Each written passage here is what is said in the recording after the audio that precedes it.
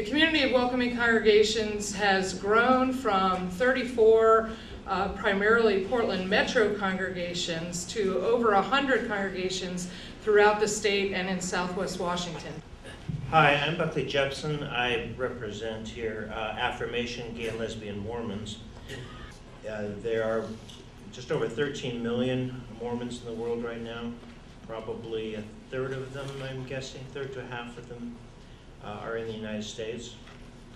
The official church position is that if you're a gay, lesbian, bisexual, transgender person, you are welcome in the church at any time in any church.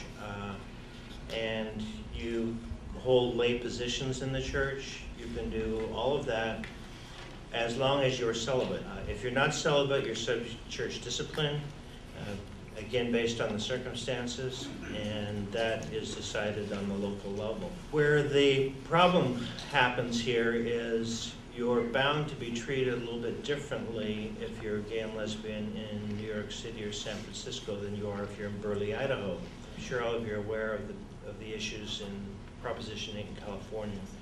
The Mormon Church came out strongly against it. The church was quite strongly against gay marriage and urged its members to campaign against it.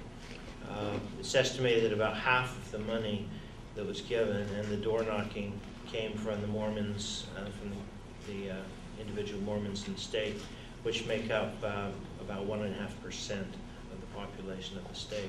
As you can imagine, that's very hurtful for those of us who are Mormons. It's difficult on families, and I don't think the church was aware of what would happen when it put out its advice to people.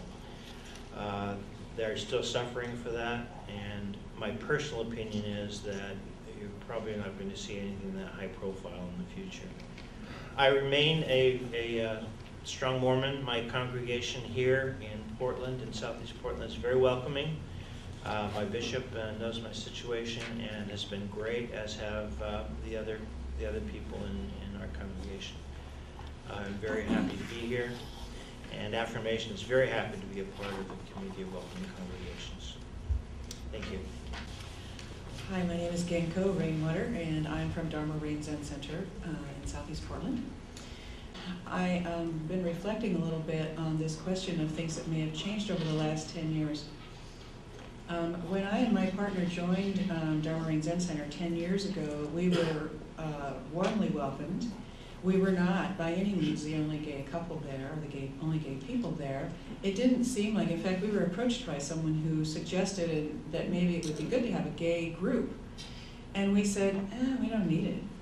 You know, we just didn't need it. We didn't feel that there was any problem at all. We just felt like we were part of the Sangha, and it was not an issue. A few years ago, I went to an ethics conference that was supposed to be just for social Zen, and then they opened it up to some other Buddhists. And at the end of that, a local Nichiren priest brought up the fact that we don't seem to have statements of welcoming statements, or statements of inclusivity, or whatever you call those things. Non-discrimination statements, something like that. And he pointed out that for a lot of gay people, the default assumption about religious organizations is that they are not going to welcome them, that they are going to be moralistic about it and say, you know, gay people are all perverse and we don't want them around and whatever. And that if you don't explicitly say, we welcome gay people, that there's going to be this assumption that I shouldn't go there because who knows what could happen. I grew up Protestant. I was going to go and be a member or a church worker. I wanted to do that right from the beginning. I knew that that's what I wanted to do. And I went to Bible college, and I got there, and it was like, uh-oh, I don't believe this stuff. Now what? And so I spent many years just kind of being pretty solitary until I found Buddhism, and then Buddhism actually, for whatever reason, fit for me. And so here I am, doing exactly what I always wanted to do when I was a kid, just in a little different context. I'm Rabbi David Kominsky. I think in some ways significantly different from some of the others you've heard from this morning. I am Jewish, which, as you said, means I'm trying to cover a lot of territory. I think about a generation younger, which means that I enter into this debate from a very different place, into the discussion from a very different place and a very different set of life experiences. And I'm heterosexual, which means I understand the issues not from as deep a soul place, perhaps, and more from social justice, more from perhaps the philosophical point, but not from the deep-lived emotional truth that comes from having lived it.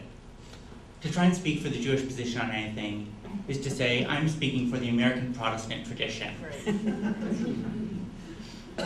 We have everyone from the rabid fundamentalists to the Jewish equivalent of Unitarians. Our values are derived not just from Judaism, but also from the cultural values surrounding us, which means that in the Deep South, a conservative congregation is far less likely to be comfortable being a welcoming congregation than Neve Shalom in Southwest Portland. The Reconstructionist movement, of which I am a member, was the first to ordain openly gay and lesbian rabbis. 10 years ago, I was in the very fringe saying, no, we're not doing commitment ceremonies. I will do a wedding, but I won't do a commitment ceremony for a mixed-sex marriage. I won't do a commitment ceremony for a same-sex marriage. I do weddings. We need to start calling them weddings. We are moving at a tremendous rate.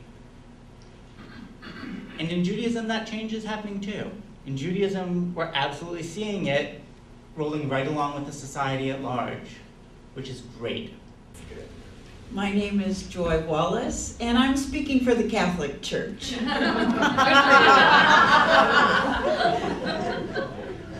Actually, I'm glad that I am last, and it seems appropriate that the panel is bracketed by the Mormons and the Catholics. You know already a lot about the Catholic Church. You know that we have a hierarchy that loves to tell us what to do. But I will also tell you that the Church of the People, which I belong to, has in some ways a mind of its own. And the Church in the United States, the Catholic Church in the United States, is also changing very rapidly. Well, I met Tara about 4 years ago. And after we chatted for a while and got to know each other, she said, Joy, I have a job for you. Would you be willing to kind of pull things together? So 3 years ago, I pulled together a group called the Catholic Coalition of Welcoming Parishes. I think this will be our 8th year of having a Catholic contingent in the Gay Pride Parade. And I'll tell you, it is the most important visible sign that we have that we are welcoming. Almost every new person that comes to St. Andrew who is a gay man or a lesbian, and we talk to them and find out that they're new to St. Andrew and they came because they saw us in the parade. I can't tell you that the hierarchy is changing. But I can tell you that people's hearts are changing, parishes are changing, people are changing, and I have great faith that it's going to have an impact someday on the hierarchy.